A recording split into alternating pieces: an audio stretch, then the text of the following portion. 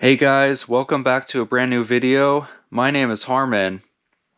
Today's video takes place in Sin City, Las Vegas, Nevada. Now, this case involves a very bizarre love triangle that ended with one man being murdered. The details of this case is what makes this incredibly bizarre. And so I'm going to walk around the resort here and I'm going to show you guys where this murder took place.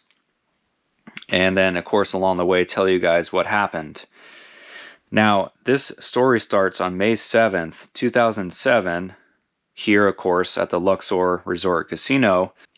A man by the name of Willibaldo Durantes Antonio, who was 24, he worked at the Nathan's famous hot dog stand, which was inside the resort here. He had a girlfriend by the name of Karen Chally, who also was his coworker, and they had been dating for about 10 months. Now, they both left their shifts at about 4 a.m. and they were walking back to Willibaldo's car that was parked on the parking garage, which again, there's a few parking garages here at the Luxor, but this specific parking garage, they parked on the roof of it, the second story, if you will. As they approached their car, Willibaldo noticed that there was a random coffee cup on top of his car. And of course, that he was just like, well, what is this random coffee cup doing here? As soon as he grabbed the coffee cup, it exploded. Now, Antonio was rushed to the hospital, but he was already pronounced dead along the way. His right hand had been severed, and he had been hit in the head by one of the shrapnel pieces from the pipe bomb. And so he was killed pretty much instantly. His girlfriend, Karen, miraculously was okay. She was shaken up, but she was not injured in the blast. Now, of course, as you can imagine, a pipe bomb murdering someone at a very famous resort in Vegas drummed up a huge police presence, trying to figure out, if this was some sort of act of terrorism, if this was some sort of serial killer going around killing people. They, of course, were not sure what was going on. The first thing they did was investigators were combing through the Luxor rooftop cameras, of course, in hope to see if there was any kind of leads they could drum up from that. And thankfully, the cameras did capture something. Just before 4 a.m., the cameras caught another car pulling up next to Willibaldo's car and someone getting out and placing the coffee cup on top of his car. The footage was pretty grainy at best, but detectives did have a clear shot of the brake lights and a specific body style they could determine. And they eventually determined that the car was a 2006 Chevrolet Cobalt. However, at the time, Antonio's family or friends did not recognize that vehicle or that make or model. Again, this is where it gets very interesting. So detectives continued working on the case, trying to drum up more information and leads, and as they started talking more and more with Antonio's family, they learned that Antonio actually had a wife and a 1-year-old child. And as I mentioned earlier, he also had his girlfriend of 10 months, Karen, who was with him when the pipe bomb exploded. However, Antonio's wife was actually ruled out as a suspect. Detectives re-interviewed Willibaldo's girlfriend, Karen, and she told them to look into her ex-boyfriend named Alexander Perez, who was the father of her 3-year-old daughter. So now you got another level of this bizarre love triangle. So Karen had an ex-boyfriend who she had a daughter with. And so she said, hey, you should check out my ex-boyfriend, Alexander. As soon as detectives started looking into her ex-boyfriend, Alexander, they found out pretty quickly that Alexander was known to be pretty jealous of Karen's new relationship with Willibaldo. Alex started stalking Karen, even showing up at work asking to see their daughter, and really just became kind of a stalker and someone that was becoming an issue. They found out that Alexander actually used another name, and that other name was Omar Ruda Denvers. And so just to make it simpler, we're going to use that name from now on. Omar had actually been arrested for domestic violence against another girl named Rosa Alfonso, and she drove, guess what, a Chevy Cobalt. Again, the same make and model of that rooftop surveillance video that they found. When interviewed by police, Rosa Alfonso said that Omar had stopped by her house on the night of May 6th. This was, again, the night before the pipe bomb murder. However, he left abruptly when he got a call from a friend named Pilo. She said that she had not loaned out her car to him. However, her spare key was missing at the time, and so she said it was possible that Omar would have access to it.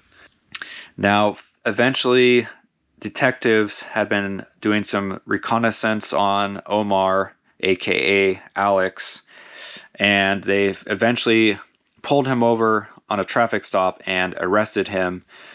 Omar admitted later to police that he did drive to the Luxor, but denied any actual involvement in the bombing itself. He just claimed that he wanted to know where Karen, again his ex-girlfriend, was going. The friend that Omar was going out to see that night on May 6th, again his name was Pilo.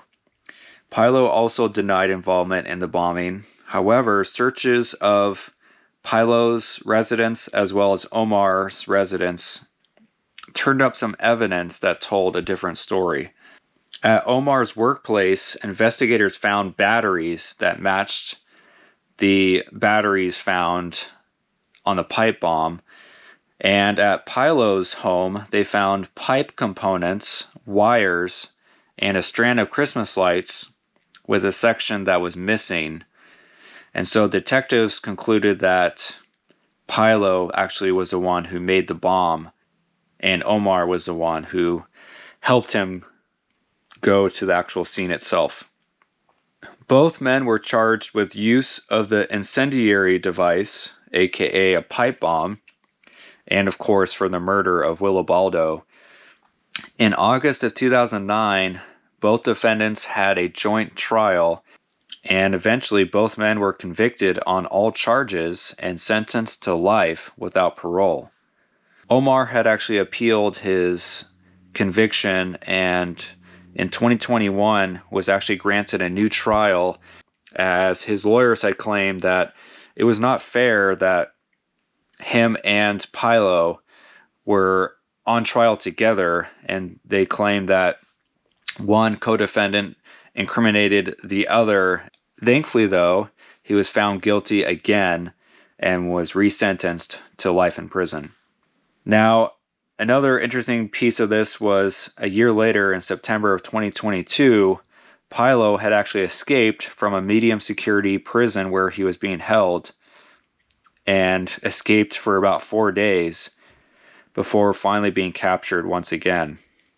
One of the crime scene photos I saw online was one kind of facing this direction. Obviously it was some sort of drone, as it was parallel with the top of this roof. So obviously they got like an overhead shot of the scene. And so I'm gonna walk up here and show you guys.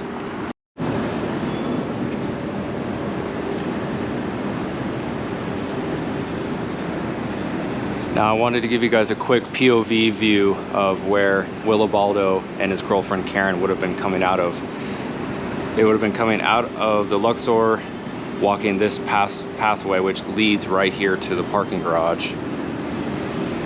And again, they would have walked right out here, same as I'm going, to where Willibaldo parked his car. Now again, like I said, there's only 3 or 4 crime scene photos, like an aerial view, if you will, that showed the parking garage up here and where his car was.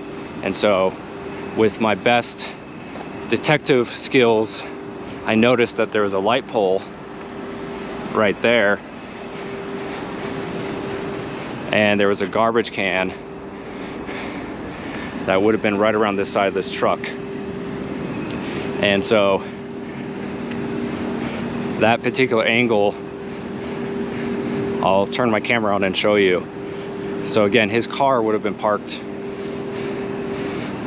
right about where that white car is, right there. Because from the angle you can see the light pole and his car, and then you can see kind of the wall in the background. And so again, my best detective skills shows that his car was parked right about there. And again, the coffee cup that they saw was just right on top. So imagine, I'm pretty sure it was like a Starbucks or some other drink. So imagine you see like a cup or a bag like this on top of your car. You might think it's strange, but I'm guessing you wouldn't think that something nefarious like a bomb would be in it. And so as soon as he touched it and grabbed the cup, it was an immediate explosion. Just incredibly tragic. Again, just a really sad case. Since I was here next to the Mandalay Bay for the Route 91 shooting, I was like, well, let me look up other cases nearby, and this is one that popped up. So anyway, rest in peace to Willibaldo. Just a sad case overall. Again, if you're new around here and you enjoy these crime scene videos where I go to the actual locations, make sure you subscribe, and I'll see you guys on the next one. Thanks for watching.